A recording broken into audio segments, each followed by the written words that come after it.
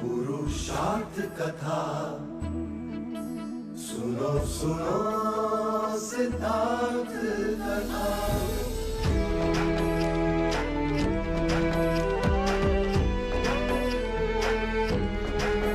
संसार में दुख का कारण क्या, संताप शोक का निवारण क्या। संसार में दुख का कारण क्या, संताप शोक का निवारण क्या। इस खोज में सब कुछ त्याग दिया, हर वैभव से वैराग लिया। वो सृष्टि से संयुक्त हुए, सिद्धार्थ से गौतम बुद्ध हुए।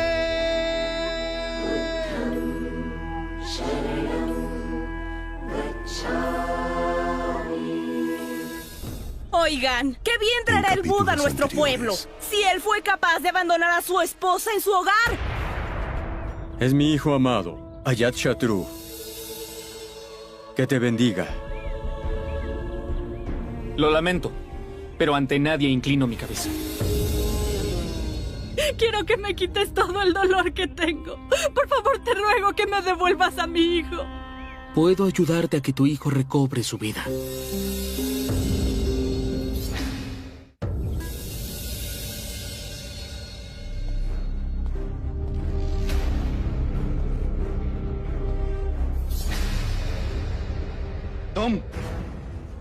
तुम यहाँ क्या कर रहे हो? क्यों? मैं आपके कक्ष में नहीं आ सकता? जब बुलाया जाता है तब आते नहीं।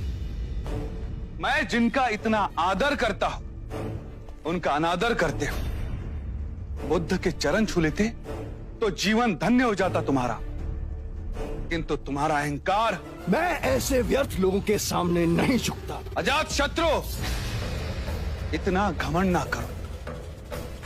सर झुकाओगे नहीं तो एक दिन सर कटवाओगे। वाह, क्या आशीर्वाद दे रहा है एक पिता अपने पुत्र को। और जिस व्यक्ति के कारण आपका मुझसे मतभेद है, उस व्यक्ति के लिए आपके मन में बड़ा प्रेम उमड़ रहा है। मैत्री के नाम पर आपने युवराज सिद्धार्थ को एक पूरी सेना की टुकड़ी कपिलवस्तु की सुरक्षा के लिए दे दी, और अब जब वो चोला पहन सन्यासी बन गया तो वेलुवन उपहार में दे दिया। क्या मुझे किसी भी विषय में तुम्हारी आज्ञा लेने की आवश्यकता है? नहीं, लेकिन अगर आप अपना भला नहीं सोचेंगे तो मुझे सोचने पे विवश होना पड़ेगा। जो ब्राह्मण वर्षों से हमारे निष्ठावान हैं, राजनीति से ले आपातकाल तक उन्होंने हमारा मगध का साथ दिया, उन्हें आपने कभी कुछ नहीं दिया, और बुद्ध पे आप दोनों हाथों से लुटाए।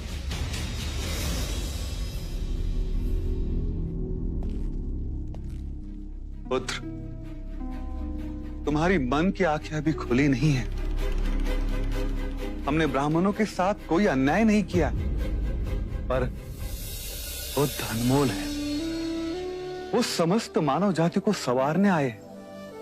वो हम सबके दुख दूर करेंगे। दुख आप दें और दूर करे बुद्ध। अजातशत्रु, कहने दीजिए मुझे और मेरी माँ को बहुत दुख दिए हैं आपने उस आम्रपाली के कारण। जिस आम्रपाली को तुमने कभी देखा नहीं, जिससे तुम कभी मिले नहीं, उसके विषय में तुम ऐसे कैसे बोल सकते हो? मैं और वैशाली की उस तुच्छ गणिका से मिलने जाऊं? सावधान! जो आम्रपाली को गणिका कहा तो। हाँ, आपसे रिश्ता जोड़ सती सावित्री जो बनी, उसने आपसे पहले कितने पुरुषों से रिश्ता जोड़ा। उसके हृदय में न जाने कितने लोग बसते। आपके पैसों पे पलने वाली एक तुच्छ गणिका। अजातशत्रु! मैं पिता हूं तुम्हारा। उसका खेद है मुझे।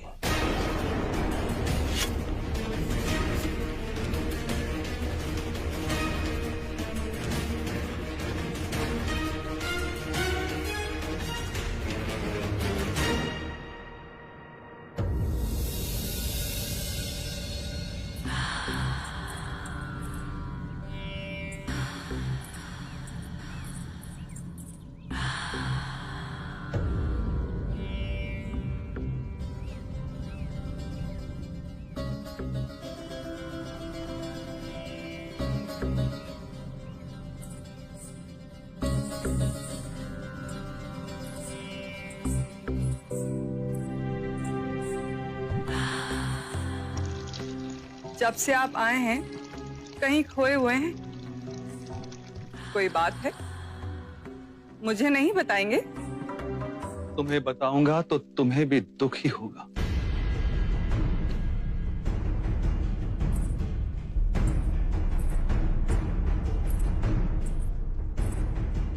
आनंद बांटने से बढ़ता है और दुख बांटने से कम होता है।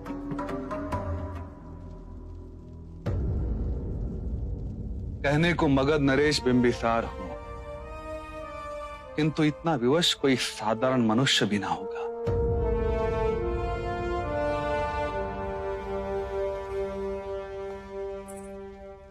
बुद्ध आए थे, किंतु उनके दर्शन हेतु मैं तुम्हें और हमारे पुत्र जीवक को आमंत्रित ना कर सका। यदि तुम आती तो महारानी वैदेही रुष्ट हो जाती, अजात शत्रु सबके सामने तुम्हें अपमानित करता। वो हर समय तुम्हारा नाम लेकर मुझे ताने देता है। क्या चाहा था और क्या हो गया? मेरा ही दोष है। मैं ही कारण बनी आपके बेटे और आपके बीच के टकराव का। कुछ कर पाती जिससे आप दोनों के बीच का मनमुटाव दूर हो सकता। नहीं आमना, कोई कुछ नहीं कर सकता। अजात शत्रु और मेरे बीच अब विचारों का टकराव शुरू हो गया है। वो केवल एक पिता के प्रेम का अपमानित नहीं कर रहा है, वो एक सम्राट को चुनौती दे रहा है। मगध के निर्णय वो अपने मन के अनुसार लेना चाहता है। महत्वाकांक्षा उसे दिनों दिन अंधा बना रही है। उसने बुद्ध का भी अनादर कर दिया।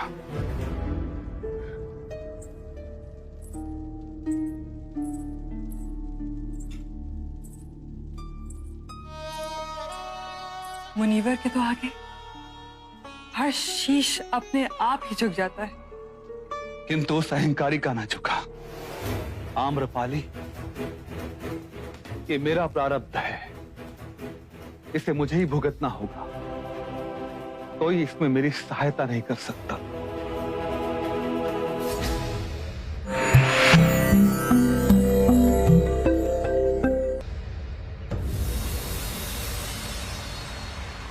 ओम भगवती भिक्षाम देहि। ओम भगवती भिक्षाम देहि।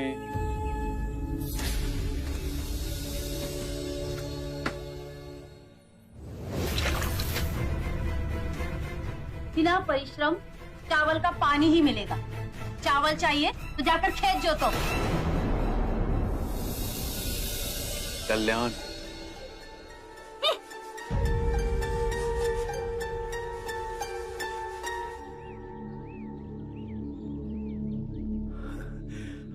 आपका व्यवहार आश्चर्यजनक है। उस महिला ने आपके साथ दुर्व्यवहार किया और आपने उसे आशीर्वाद दिया। आप में तो शांति का स्रोत बह रहा है। मैं तो निम्न हूं, ये मेरे गुरु का प्रसाद। कौन है आपके गुरु? शाक्य मुनि बुद्ध। यह विचलता का ज्ञान मुझे समझाएंगे? मैं ज्ञान दूं? मैं तो अभी भी उनसे ज्ञान प्राप्त कर रहा हूं। वो कहते हैं मध्य में रहो। मध्य बिंदु में न दुख कलपता है, न ही सुख बहा ले जाता है। और कहां है ये मध्य बिंदु? शाक्य मुनि कहते हैं हर व्यक्ति के अंतर में है ये मध्य बिंदु। केवल जाग जाओ तो वो सबको प्राप्त है। यही परम ज्ञान का द्वार है। संसार में जो जीव आता है वो उसी परम सत्य का ही रूप है, बस पदार्थ के रूप में प्रकट होता है और अप्रकट हो पदार्थ में ही विलीन हो जाता है। इतना गुण सत्य इतनी सरलता से समझा दिए। कुछ और बताइए ना। बुद्ध अपने अनुभव की बात करते हैं। Y la verdad eterna. जीवन सत्य है, इसलिए हम दोनों हाथ जोड़ प्रणाम करते हैं। ये कोई भौतिक संस्कृति की बात नहीं, ये इस बात की सूचना देती है कि मेरे अंदर का परम सत्य आपके परम सत्य को पहचान रहा है, चाहे आपको ये ज्ञात हो या ना हो। क्या आपके गुरु मुझे अपना शिष्य स्वीकार करेंगे? अवश्य। हम शीघ्र ही मिलेंगे आपके गुरु शाक्य मुनि से। मोगलाना, मोगलाना, हम जिसे ढूंढ रहे थे वो मिल गया। शाक्य मुनि बुद्ध, उनके कथन अनुसार हम सबके अंतर में एक परम ज्ञान का द्वार है। उन्होंने स्वयं इसका अनुभव किया है। वो सुनी सुनाई बात नहीं दोहराते, अपने अनुभव की बात करते हैं। तो देर किस बात की मित्र, चलो अभी उनके पास चलते हैं। गुरु भाइयों, हम अपने साधना के मार्ग पर चलते हुए शाक्य मुनि बुद्ध की शरण में जाएंगे, परम ज्ञान की प्राप्ति के लिए। आपके चेहरे का भाव देखकर तो ऐसा प्रतीत हो रहा है जैसे कोई विशेष उपलब्धि का द्वार खुलने योग्य है। हम भी चलेंगे आपके साथ। गुरुजी, हम भी आपके साथ चलेंगे। हम भी चलेंगे गुरुजी। यदि आप सब साथ चलेंगे तो आश्रम में कोई शिष्य बचेगा ही नहीं। कोई तरीका तो होगा। फिर तो यही उचित है कि पहले हम गुरुदेव के पास जाकर उनकी आज्ञा लेते हैं। वो जैसा कहेंगे हम वैसा ही करेंगे। ठीक है, चलिए आइए। आइए। आप सब यहीं ठहरे।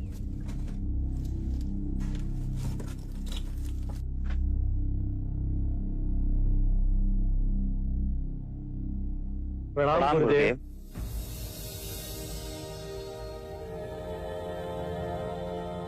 आप सब लोग एक साथ, कोई विशेष बात?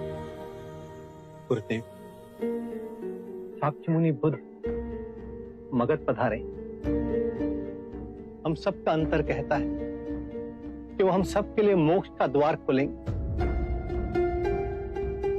यदि आपकी आज्ञा हो तो हम उनकी शरण में जाएंगे। हाँ गुरुजी, हम भी चलेंगे। हम भी चलेंगे गुरुजी। आप सब चले जाएंगे। मैं तो चाहता था कि तुम और मोगलाना आश्रम के कार्यभार को अपने हाथ में ले और अपने निर्णय से चलाओ। मुझे कोई आपत्ति ना होगी। गुरुदेव, जब हम घर छोड़कर आ गए तो अब हमें इस आश्रम के मोह में कृपा मत बांधिए। हमारी आत्मिक प्रगति शाक्य मुनि बुद्ध के पास होगी, ऐसा विश्वास है मन में। यह आश्रम भी तो आपकी धरोहर है। गुरुदेव, कृपया आश्रम के मुंह से हमारे पांव में बेड़ियां न डालें। तो फिर ठीक है, जाओ और परम ज्ञान को प्राप्त करो। मेरा आशीर्वाद सदा आपके साथ है।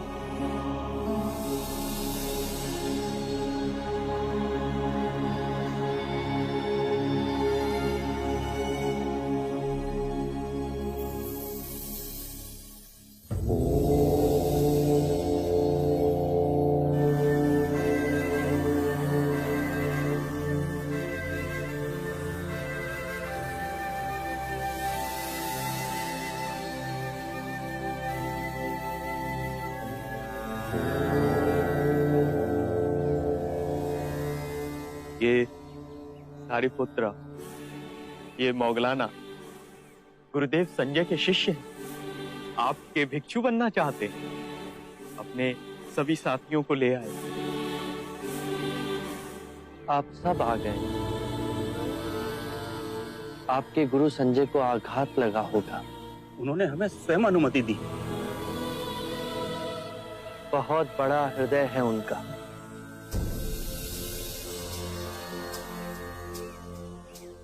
हम में वो अलौकिक दृष्टि नहीं है। अस्ता जी से आपकी सुगंध का समाचार आया, हमें लगा कि आपके चरणों में हमें मुक्ति प्राप्त हो। आपको देखा तो लगा कि जन्म जन्मों की खोज पूरी हुई। हमें मत ठुकराइए, हम पर कृपा कीजिए। जब आप सबने पहला पग उठा ही लिया है, तो मैं इस मार्ग में आपका संरक्षण अवश्य करूंगा।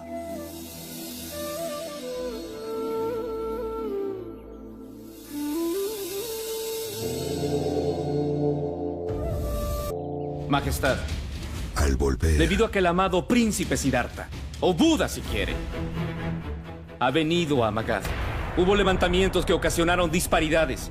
Ciudadanos de otros estados desean acompañarlo y venir a Magad. Militares nuestros que están en este lugar tendrán que retirarse.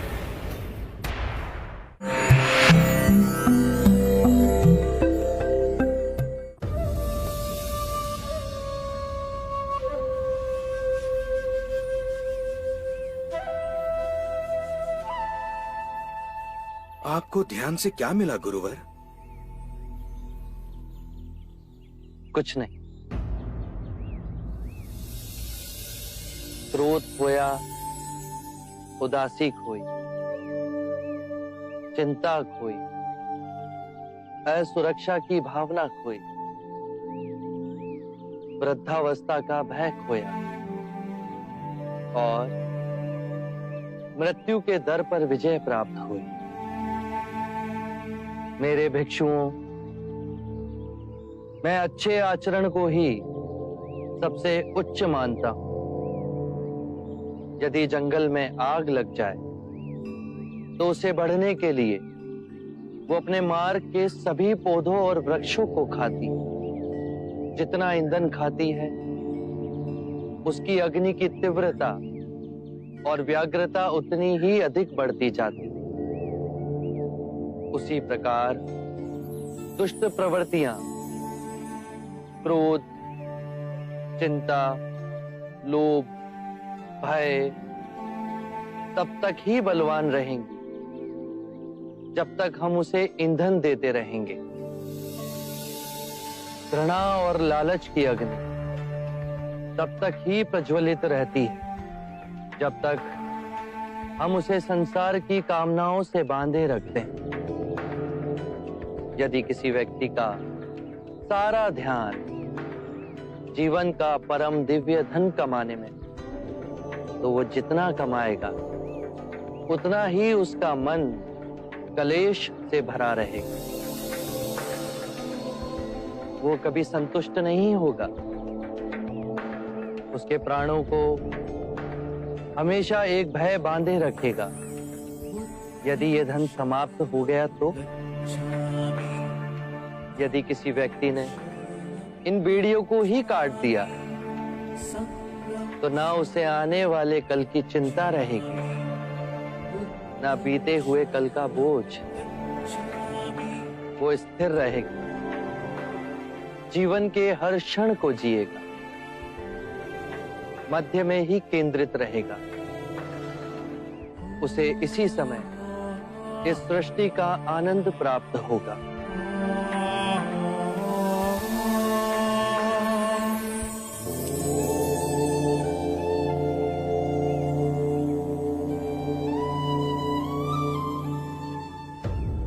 राजा द्रोणोदन, क्या आपको कोई सूचना है? मगध युवराज अजात शत्रु किस कारणवश कपिलवस्तु आए हैं?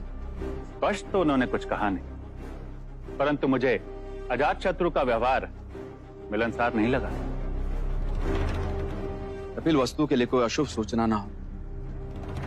अब तो सिद्धार्थ भी हमारे साथ नहीं, अन्यथा वो कभी उसकी बात को नहीं टालते। बड़ा मान देते हैं सिद्धार्थ को मगध नरेश बिंबिसार। शाक्य कुल शिरोमणि, शाक्यगढ़ अधिपति कपिलवस्तु के महाराज शुद्धोदन पधार रहे हैं।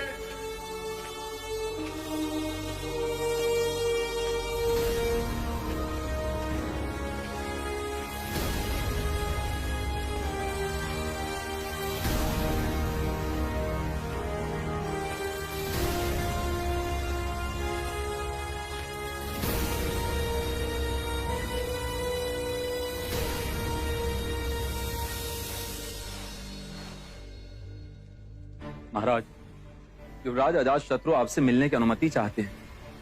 वो इस समय कुमार देवदत्त के साथ अतिथि कक्ष में। उन्हें आदर के साथ लाया जाए। जी महाराज।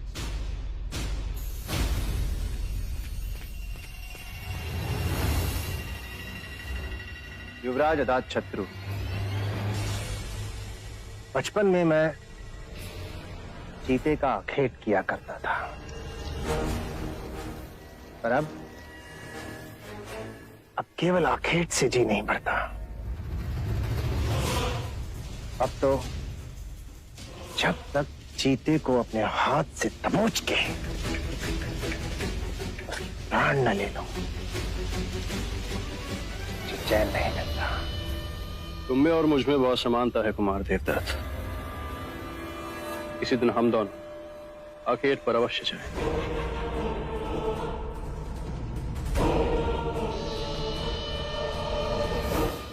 महाराज, शुद्धोदन ने आपको दरबार में आदर पूर्वक बुलावा भेजा है। चलो मित्र, महाराज से भी मिलने।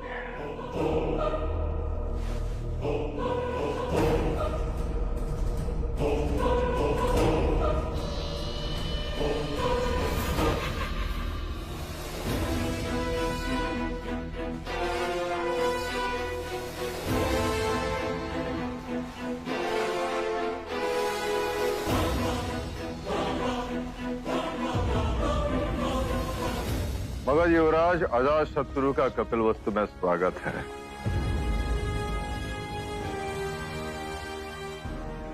यदि आप हमें कपिलवस्तु पधारने का संदेश भेजते तो आपके सम्मान में हम उचित प्रबंध कर पाते।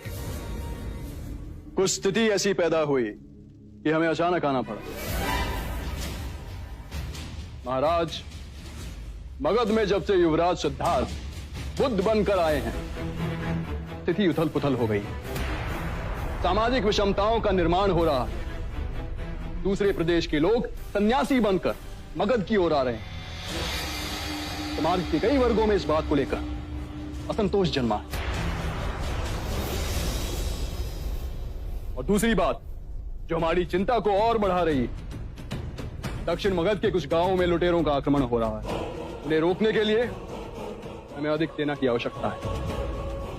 मगध की सेना जो आपकी सुरक्षा के लिए कपिलवस्तु में है,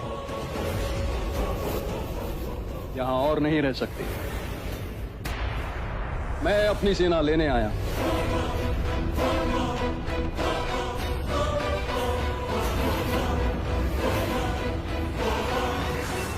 यदि आप अपनी सेना ले जाएंगे तो आपके और हमारे व्यापार में दुष्प्रभाव पड़ेगा। व्यापारियों की सुरक्षा का प्रश्न खड़ा हो जाएगा और कौशल अवसर देखकर उपद्रव मचा देगा। महाराज, मैं विवश हूं और वैसे भी इतने वर्षों में कपिलवस्तु ने अपना खोया हुआ बल पा ही लिया होगा।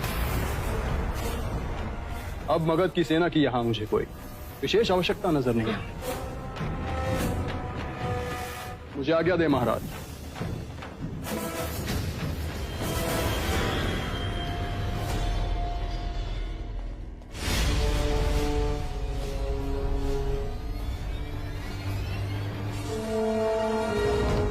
महाराज, युवराज अजातशत्रु अपनी सेना ले गए तो प्रसन्नजीत को सुनहरा अवसर मिल जाएगा।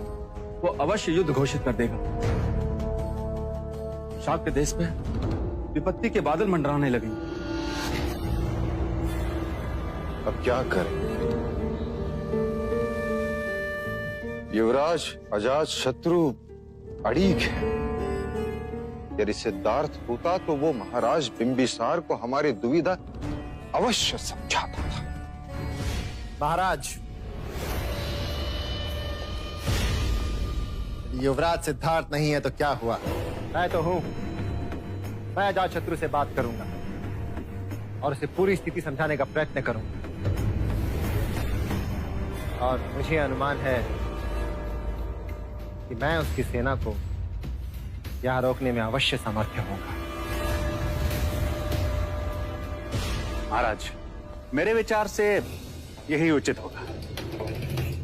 यदि देवदत्त को इतना विश्वास है कि वो अजातशत्रु को रोक सकता है तो उसे एक बार प्रयास करने दो।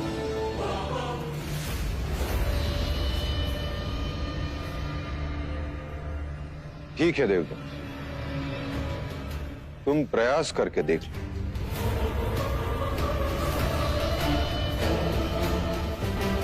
Su Majestad ya envejeció. Al volver. Y somos jóvenes. Debemos volvernos famosos en la historia de Kapilvastu. Debemos ser contados como eminentes gobernadores. Tu ejército pertenece a Bimbisar y le son fieles. Muchos de mis soldados me han sido fieles. Cuando el hierro esté quemando, voy a acabar con ellos.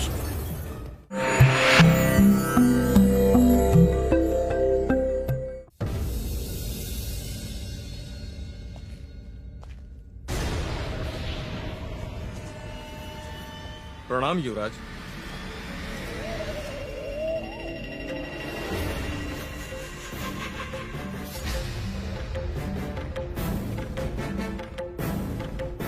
ये क्या है युवराज? इतने वर्षों तक आपने हमारी सुरक्षा की है। महाराज शुद्धोधन की ओर से ये भेंट स्वीकार कर और महाराज ने आपको सुरक्षित मगध लौटने की शुभकामनाएं दी है। आपसे किसने कहा कि हम मगध लौट रहे हैं? महाराज बिंबिसार का ऐसा कोई आदेश हमें नहीं मिला। ये आदेश मैंने दिया।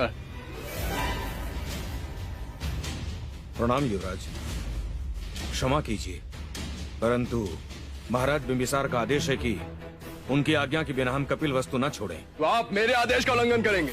बाहर जाओ और सेना को मगध कूच का आदेश करो। जी युवराज।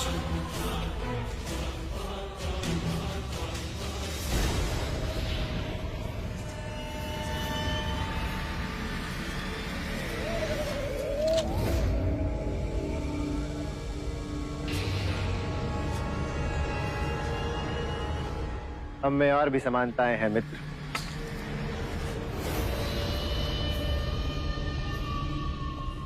आपकी और मेरी परिस्थिति एक जैसी है।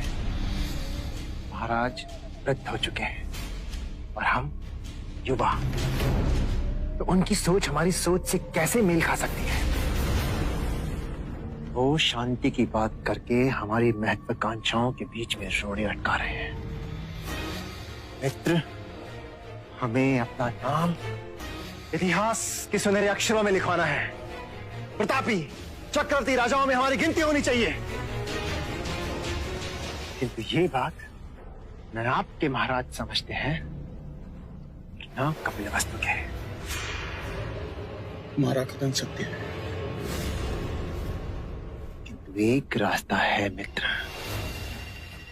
एक रास्ता है जिससे तुम्हारी और मेरी महत्वाकांक्षाएं पूरी हो सकती है। निसंकोच करो। मगध की सेना महाराज बिंबिसार के प्रति निष्ठावान है और मेरे कुछ सेना नायक मेरे प्रति निष्ठावान है, जो कभी भी नाम और वेश बदलकर मगध की सेना के रूप में आपकी सहायता के लिए पहुंच सकते हैं। और जब भी सही अवसर देख आप मगध महाराज बनने का दावा करें तो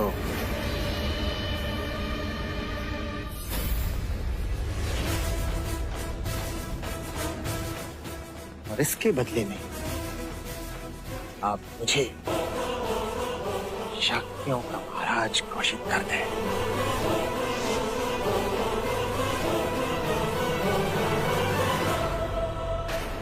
अर्थात कपिलवस्तु से जो सेना आएगी वो मगध की नहीं, हमारी सेना। महाराज बिंबिसार की निष्ठावान सेना यहीं कपिलवस्तु में रहेगी, अटका के रखी जाएगी। महाराज बिंबिसार से दूर। मित्र, महाराज की आज्ञा का पालन करके अपना स्वार्थ साधो, अपनी सेना को यहीं रहने दो। एक बड़े लाभ के लिए मुझे छोटी पराजय स्वीकार है। मगध की सेना यही कपिलवस्तु में तैनात रहेगी। जब लोहा गर्म होगा मैं चोट मारूंगा। मेरे महाराज बनते ही तुम शाक्य के महाराज घोषित कर दिए जाओगे।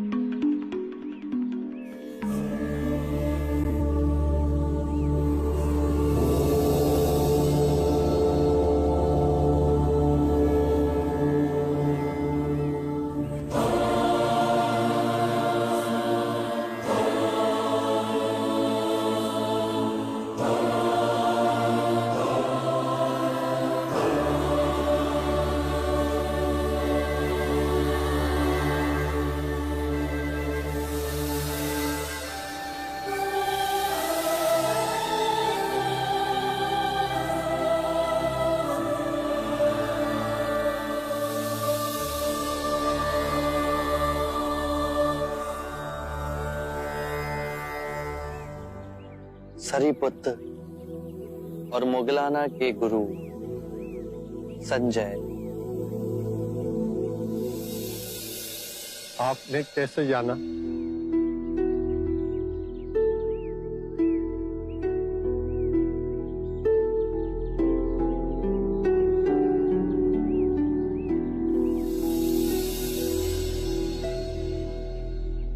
जिस दिन से मेरे शिष्य आपके भिक्षु बने उसी दिन से मेरे मन में जिज्ञासा थी कि आपसे मिलूं। मेरे भी कुछ प्रश्न हैं, कृपा करके उनके उत्तर देंगे? अवश्य। आपका शिक्षण क्या है? आपके सिद्धांत क्या है? वैसे मेरे विषय में मैं कहूं तो मैं किसी सिद्धांत पर भरोसा नहीं करता। आपको अपने सिद्धांतों पर भरोसा ना होने में भरोसा है? क्या आप अपने अविश्वासी होने पर विश्वास करते हैं? ये तो वाक्यों का खेल। नहीं, ये आपकी बुद्धि का खेल है। मेरे विश्वास और अविश्वास का तो प्रश्न ही नहीं है। प्रश्न है कि आपके सिद्धांत क्या है? यदि कोई भी व्यक्ति एक बार किसी भी सिद्धांत को पकड़ लेता है तो सर्वप्रथम वो अपनी स्वतंत्रता खो देता है। वो रूढ़िवादी होता जाता है। उसे लगता है कि जो उसका सिद्धांत है वही सही है। उसका विश्वास ही विश्वास है, बाकी सब असत्य है। और जहां विचारों की स्वतंत्रता की बलि हुई, एक ही विचार घेरा डाल लेता है, मनुष्य और संकीर्ण होता जाता है। और यहीं से संघर्ष और द्वंद्व की शुरुआत होती है। किसी भी बात का विश्वास अविश्वास का भी विश्वास मोह में डालता है। विचारों में बहुत शक्ति है, वो अपनी पकड़ जड़ तक बना लेते हैं और उनसे आसक्ति आत्मिक मार्ग की सबसे बड़ी बाधा है। यदि उसमें उलझे तो परम ज्ञान का द्वार कभी नहीं खुलेगा। यदि आपकी शिक्षा का कोई पालन करता है तो क्या वो भी बंधनों में बंध जाता है? मैं अपने अनुभव की बात कहता हूं। मेरा मार्ग ना सिद्धांत है, ना ही दर्शन शास्त्र, केवल शुद्ध अनुभव है, परम सत्य का अनुभव। परंतु बुद्ध, यदि कोई आपके मार्ग को ही अपना सिद्धांत समझ ले तो? मेरा मार्ग अभ्यास का है। उसे ना तो किसी स्थूल पदार्थ की तरह पकड़ा जा सकता है, ना ही उसे पूजनीय बनाया जा सकता है। मेरा ज्ञान ऐसा समझें कि एक नाव है जिससे नदी पार की जा सकती है, परंतु नदी पार करने के उपरांत हम उसे अपने सर पे तो नहीं ढूले जाते ना। मन करता है कि आपके चरणों में गिर पड़ूं, किंतु अभी भी कोई ऐसी भावना है जिसकी पकड़ मुझ पर अब तक है। 3 तरह की भावनाएं होती हैं, सुखद, दुखद और तटस्थ। इन तीनों भावनाओं की जड़ें हमारे शरीर और मन में ही स्थित हैं। भावनाएं तरंगों की तरह उठती हैं और फिर स्वयं ही विलीन हो जाती हैं। मैं कहता हूं कि पहले इन उठती भावनाओं की गहराई में देखो, समझो, जानो कि इनका उद्गम कहां से हो रहा है। चाहे दुखद भावना आए या सुखद भावना, केवल ये देखो कि वो उठ कहां से रही है। जब उसके मूल में पहुंचोगे तो पाओगे वहां केवल शून्य है। ऐसा शून्य जैसे नीला आकाश।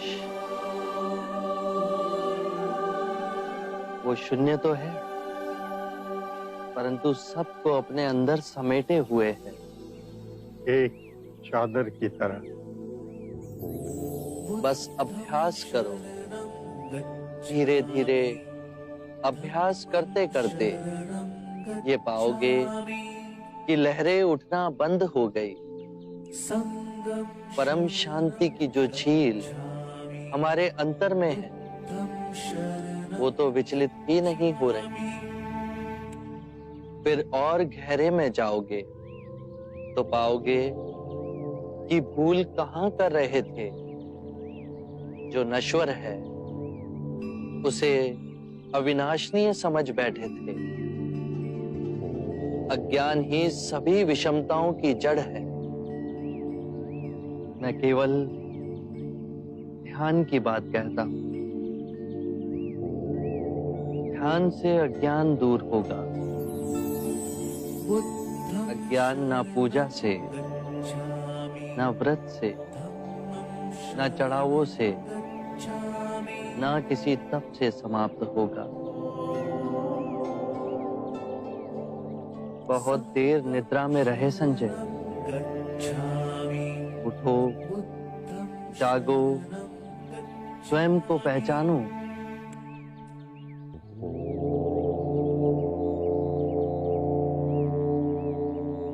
आप दर्पण हैं बुद्ध। आप में झांक कर आज प्रथम बार मैंने अपने सत्य को प्रतिबिंबित होते हुए देखा है। अब मैं अंधों का जीवन व्यतीत नहीं करूं। मुझे अपना भिक्षु स्वीकार कीजिए। मैं बुद्ध की शरण में आता हूं। धर्म जो आपका स्वरूप है, मैं उसकी शरण में आता हूं। मैं संघ की शरण में आता हूं। बुद्धं शरणं गच्छामि,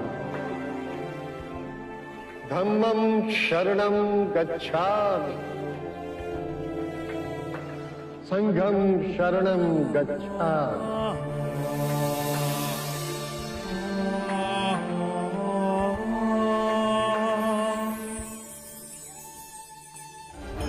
Hay una gran revolución en el reino. Cada persona se apresura a verlo. Dicen que Buda va a salvarlos. Denle a la gente abundancia. Y deben provocarlos con noticias de que los monjes son monjes falsos. Pero si el rey se da cuenta, ¿acaso usted nos apoyará?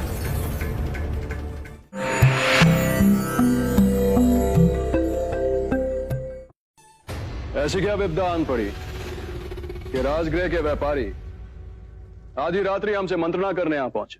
युवराज, बुद्ध के विरोध हमारी जो चिंता है, आपके सिवा और कौन समाधान करेगा? कहिए, हमसे जो बन पड़ेगा हम करेंगे। बड़ी विपदा है युवराज, घोर क्रांति आई हुई है नगर में।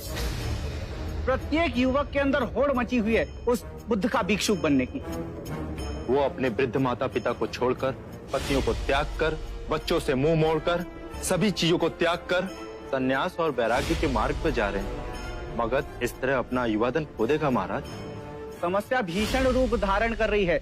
विवाह योग कन्याओं के विवाह नहीं हो रहे, और अपनी सेना को लीजिए, वहां भी युवा कहाँ भर्ती हो रहे हैं।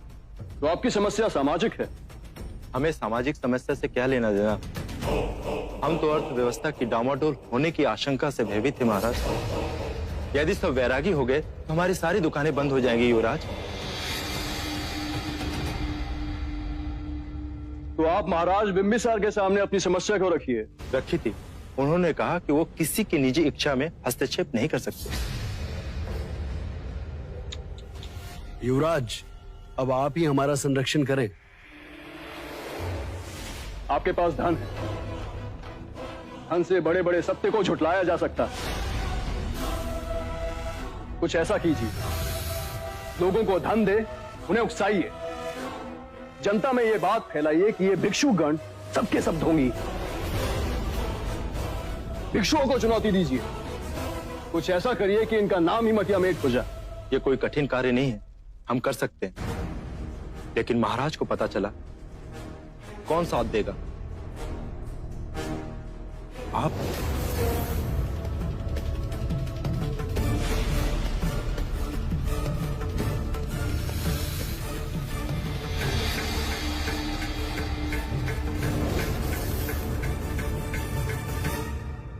किंतु इसके प्रत्युत्तर में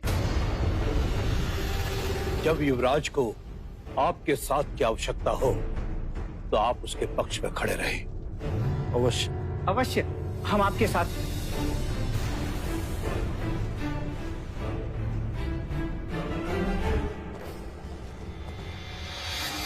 युवराज, ये सभी व्यापारी आपके पक्ष में हैं। अब सही समय पर सत्ता परिवर्तन के बारे में सोचें। सही समय का संकेत में शीघ्र ही मिलने वाला है। आरंभ हो गई निर्वाण प्रथा, सुनो सुनो ये बुद्ध कथा।